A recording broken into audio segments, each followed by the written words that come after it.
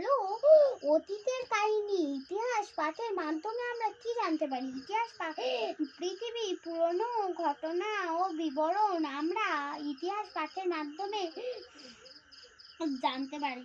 আমাদের আগেকার মানুষরা কি এরকম ছিল? দেখো কি সুন্দর দেখাচ্ছে এদের, এটাও ভালো দেখাচ্ছে, ওর তো একদম খারাপ এখন হয়েছিল।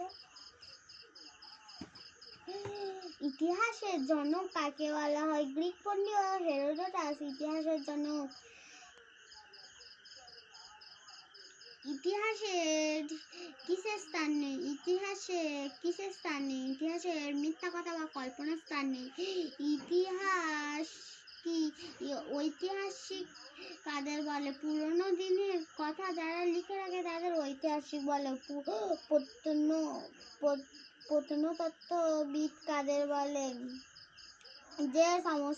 যে সমস্ত মানুষ মাটি খুঁড়ে অতীত দিনের ধ্বংসাবশেষ আবিষ্কার করেন তাদের প্রত্নতত্ত্ববিদ বলেন। বিভিন্ন দেশের মাটি খুঁড়ে কি পাওয়া গেছে? বিভিন্ন দেশের মাটি খুঁড়ে অতীত দিনের নানা জিনিসপত্র পাওয়া গেছে। ও মা রে, কামড়াচ্ছে।